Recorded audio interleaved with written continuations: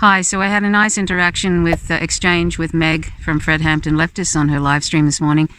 Meg McPherson, I think is her name, is a feminist, and she's an anti-capitalist, anti-imperialist, anti-patriarchy. She wants a world where there's equality for all, and she is very well spoken, very thoughtful, and I appreciated her taking the time when I raised the issue of veganism. And she took the time. She didn't, where some people can tend to get a little bit reactive, a little bit defensive when something is brought up that maybe they haven't thought through very much and might actually challenge their existing beliefs, or they haven't thought it through too much, which happens to all of us if we're not vegan, or if we become vegan. We tend to, it takes us different times, it takes us a different length of time sometimes to sort of get to really think about these issues, because animal use is pervasive, it's widespread, it's like breathing to us. We humans, we think that it's almost impossible to comprehend that our life without using animals in some ways, without eating animal products, that's meat, fish, dairy, eggs, etc., or using animals, or seeing them as sort of entertainment, something to look at, and all that sort of thing. We've been raised, and it's like breathing to us, to view animals as other. You know, we might think of them fondly, but we don't really see them as moral persons, just like we see humans. We see other human beings as moral persons, as in other words, we don't view them as things and resources. We see them as deserving rights. And yet we see animals in a different way. And that's because we're raised that way, and because speciesism is pervasive.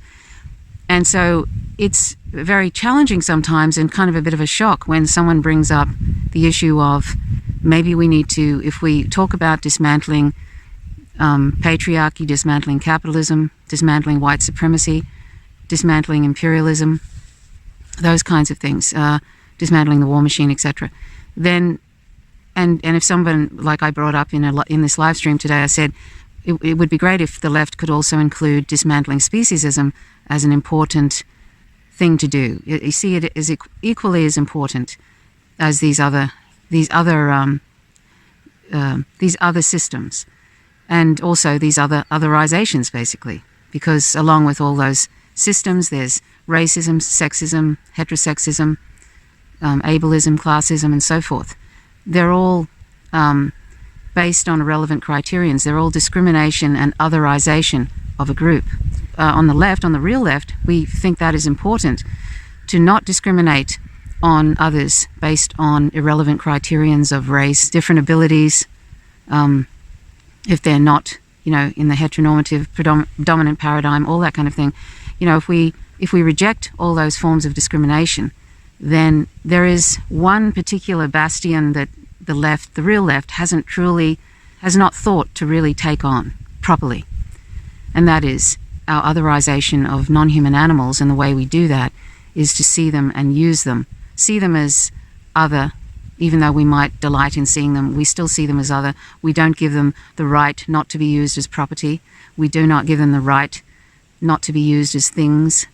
And even though we might regard them in a fond way, we don't see them as moral persons that they are, because they're sentient.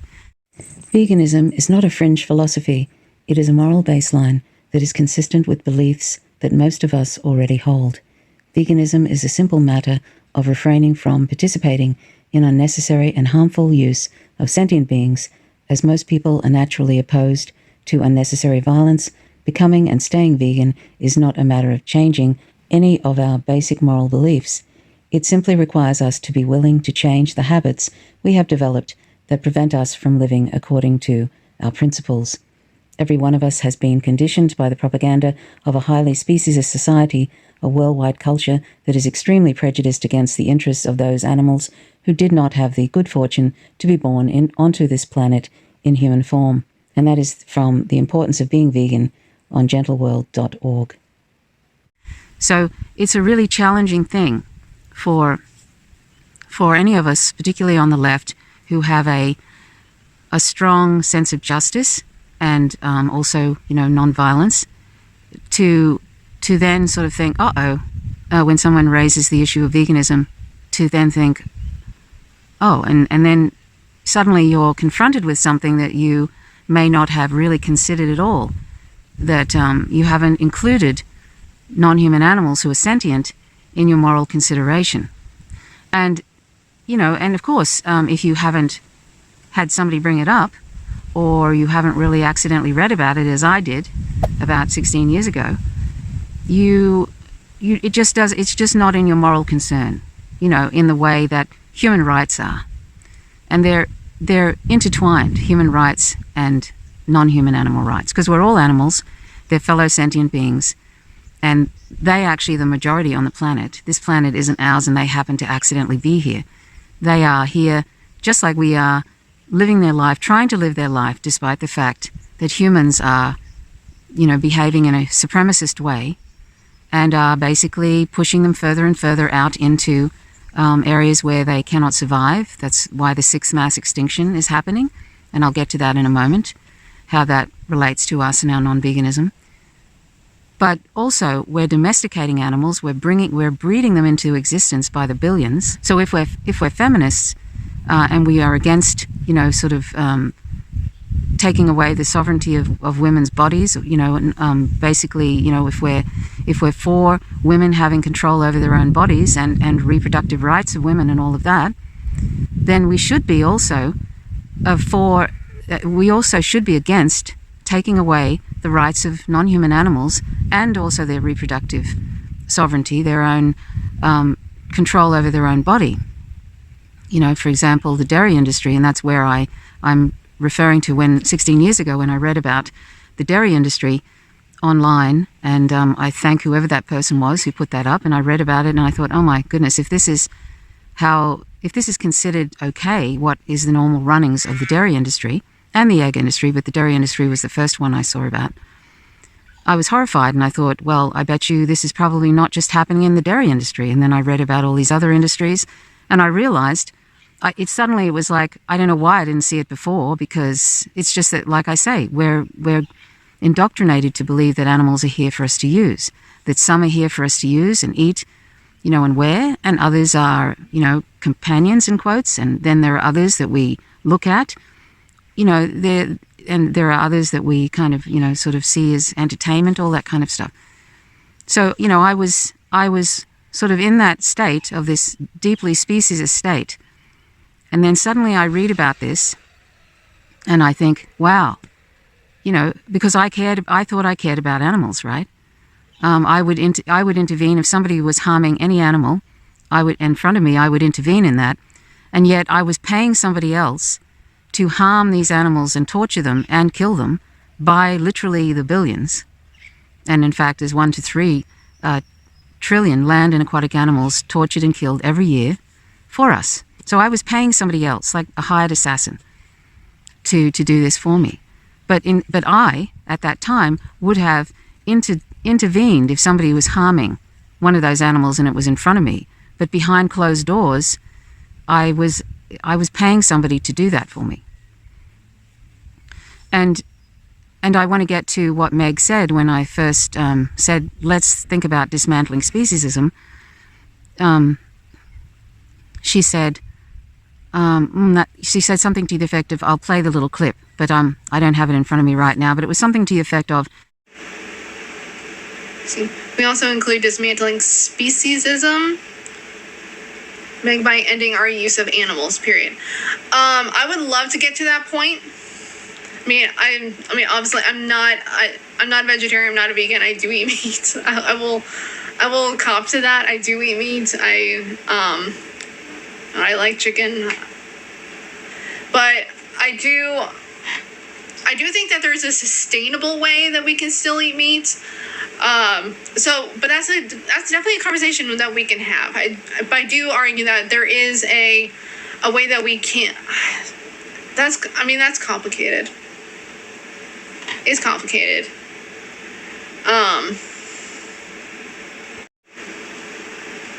Yes, I'll agree with that.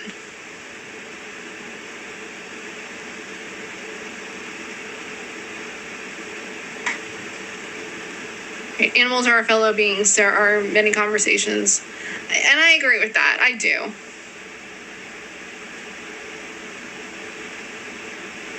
And this is also a good point. Faint signals, like, it's pretty simple, Meg. Why would we live a life harming others when we don't need to? And you're right. You're absolutely right on that.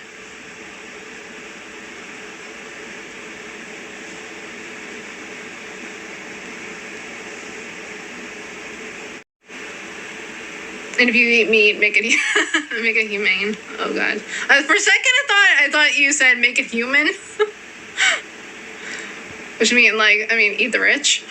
I think I missed this one. Like, I would love to have a conversation with you. I talk about imperialism and veganism on my channel. Cool. And DM me. Send me what your channel is. I'll check it out. I didn't know you had a channel, though. That's really cool. Oh, thank you, Beverly.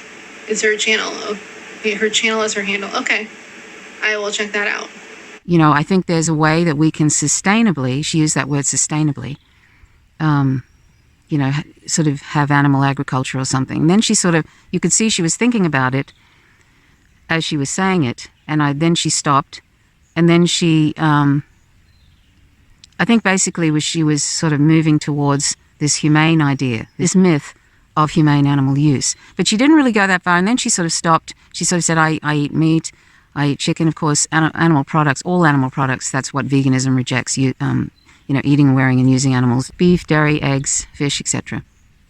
So that's a mistake people sometimes make of always thinking that veganism is about rejecting eating meat. But it's so much more than that. But I could see that she stopped and she thought about it and she said, it's a complicated issue. So I think she kind of wasn't going to elaborate on that. And if you're watching, Meg, thank you for that conversation. I appreciate it. And I appreciate the way you handled that, because sometimes it's not handled very well by people. They get a bit embarrassed and then they start reaching for all kinds of excuses rather than just stopping for a moment and not feeling like you're being judged, but just stopping and thinking about the issue and with fresh eyes, because that is really important. To really be able to grasp this issue of not using animals, to grasp the issue of veganism, which is an ethical position, which rejects the use of using animals as things, as property. Just like we reject using humans as property, as slaves, etc. The same thing goes with animals, non-human animals. So I thank you very much for giving me that opportunity to say something and you not getting defensive, which sometimes that can happen. I try to raise these issues when I can in live streams, and sometimes it's met with irritation, because it's like people want to try to keep it on the outer as a fringe thing. They want to keep it as a sort of a personal choice, in quotes, and they try, and on the left, a lot of leftists try and sort of diminish the importance as if it's something we can do after the fact, something we can do after we end capitalism, after we end these other forms of discrimination, as if veganism, the ethical position, is not as important as those other things, and that is not in many ways at the core of our problems today. Because if we can exploit, torture and kill, literally 1 to 3 trillion vulnerable sentient beings, non-humans, who don't have any way of pushing back, of resisting us, then we can do that kind of thing to anyone. We can persecute, we can do anything we want to anybody who is vulnerable. Look at how we treat Palestinians. Look how we treat many countries in the global south, our Western imperialist, patriarchal, capitalist systems, how it just basically uses the global south. And it is very, very difficult for anybody to push back from the global south against US imperialism and US empire. Extremely difficult. And if you do, you are constantly being targeted and persecuted. Constantly, like Bolivia is, like Venezuela is, like Cuba is, and the list goes on. 50 plus countries since World War II, the US empire has been meddling with, invading, overthrowing, and then bringing in the scourge of neoliberalism, capitalism, and just basically destroying and killing the occupants of that country. It's a scourge, and that is where our speciesism is so connected to how we treat these vulnerable people in the global south and elsewhere. Because we humans have this idea that this planet, we own this planet and everything on it. And we have this idea, this very strongly held belief that everyone on this planet, everything on this planet is ours to do with what we wish, and we can decide how much we take of it and how much we will allow the 99.99% of the planet's population who are non-human, how much we allow them to have, and how many rights we will allow them to have. But guess what? The right they never really have, and that is a right not to be used as property.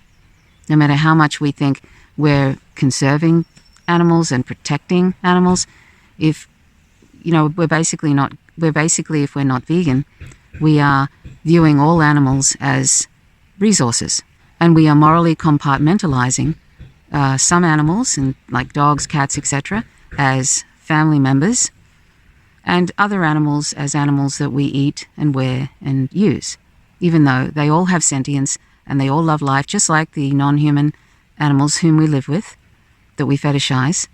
They love life just like those animals, and they do not want to die. But in our minds, to make it more convenient so that we don't have to think about what we're doing, in our minds we have different categories. And that's what we do when we're, when we're engaged in discriminations towards humans. We see the LGBT people at some point. We might have seen them as other, and therefore lesser. Or we see other races as other, or lesser, other groups. It's all connected, this otherization. And for us to continue to not think about what we're doing to non-human animals.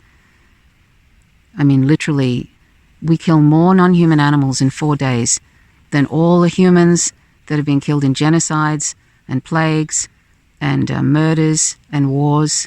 In 4 days, that's what we do. That's not morally justifiable, particularly when we don't need animal products at all to survive. We can easily meet all our nutrition requirements from plants and other non-animal sources. So the only reason we're engaged in this terrible injustice and violence is because we think they taste good. It's not morally justifiable.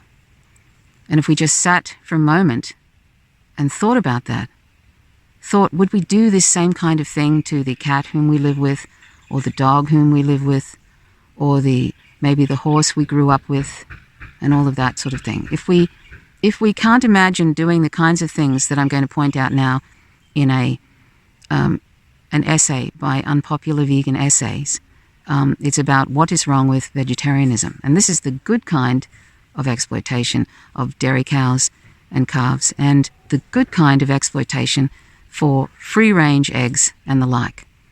So I'm going to put a link to that in the information section of this video, What's Wrong with Vegetarianism, by UVE Archives. And I also would invite people to look at my comprehensive vegan podcast. It's called howtogovegan.org. And I did that about 5 years ago, and I think that it's pretty good, and it calls on a lot of different resources. But it's about the ethical reasons to be vegan, which is what veganism is. When it was coined in 1944 by Donald Watson, that's what he meant when he talked about veganism. He meant it was not about, the environmental reasons to be vegan or the health reasons to be vegan. And yes, there are ancillary benefits. He talked about the right for animals not to be used as property. And he realized that vegetarianism didn't go far enough.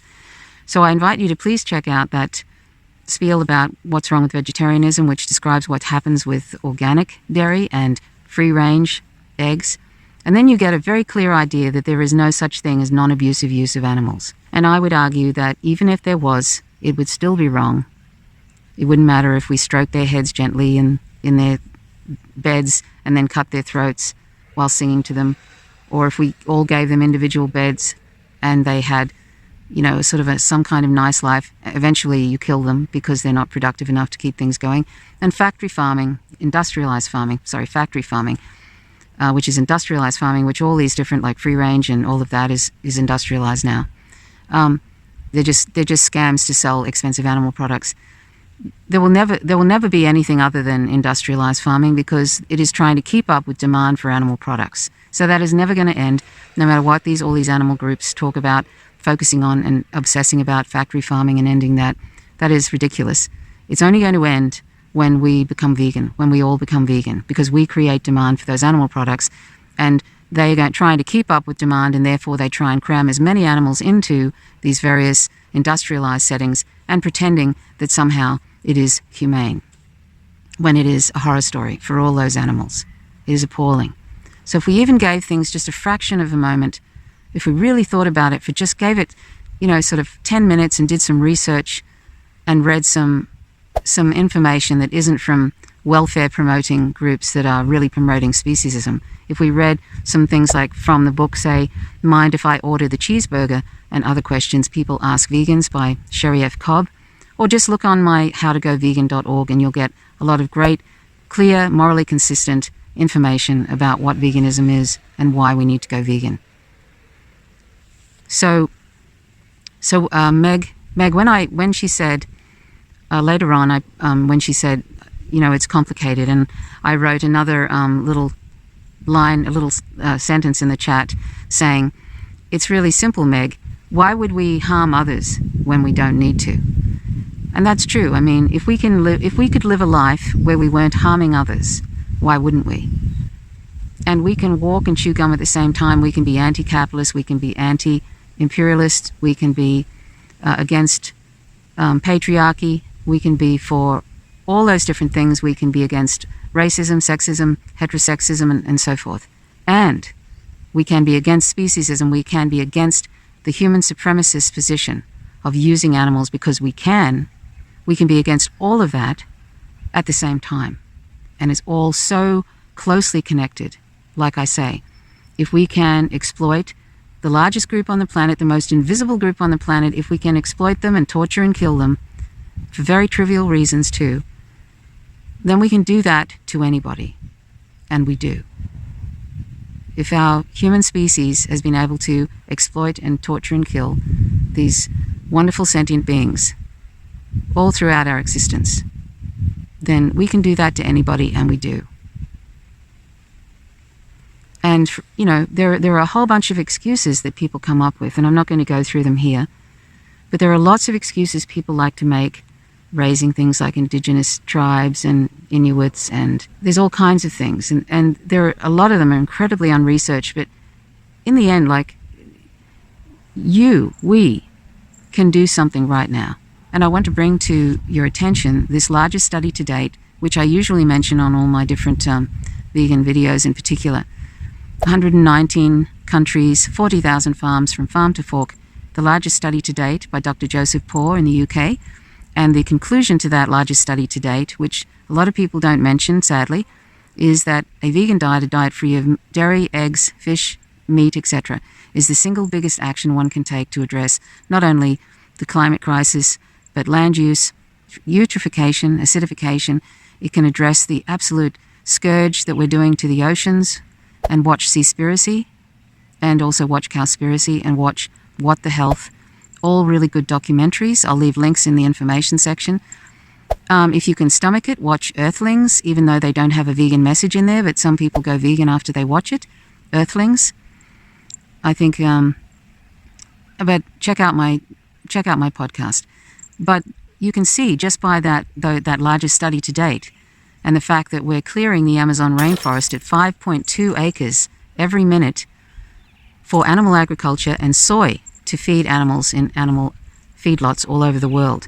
5.2 acres every minute are cleared. These are the lungs of the planet, and now because of that, that is the main reason for the destruction of the Amazon rainforest, and because of that, now the Amazon rainforest is literally emitting carbon dioxide instead of absorbing it.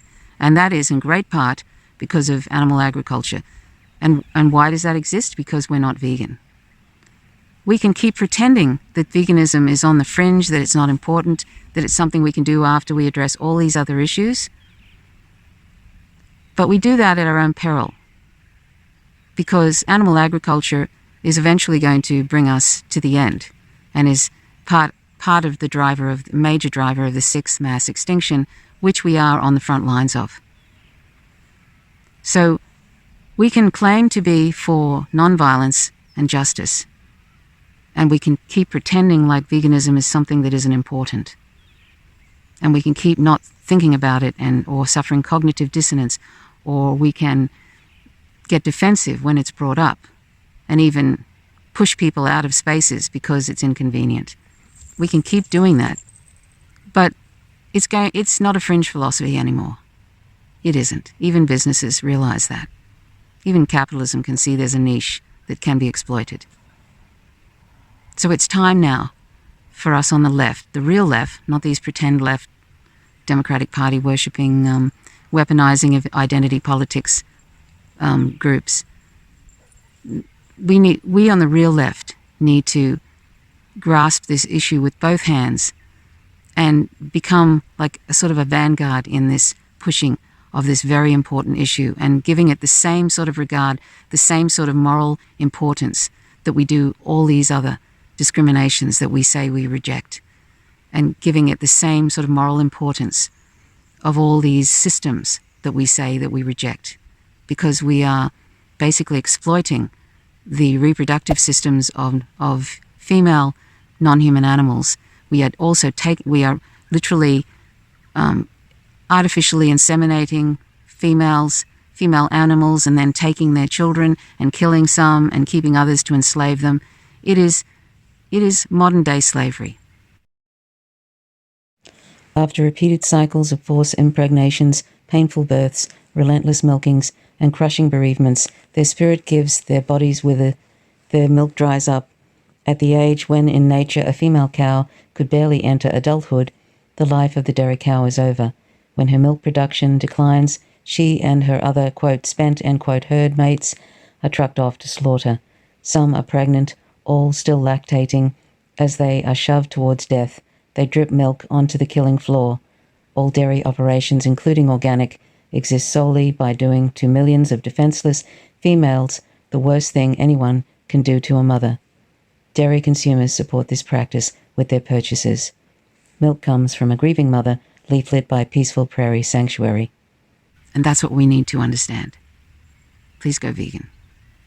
Thanks, Meg, for that conversation. I hope one day we get to chat more, and I hope you'll check out my podcast, howtogovegan.org. My name's Trish Roberts. You're watching Fancy Signals from Vega. Till next time. Bye for now.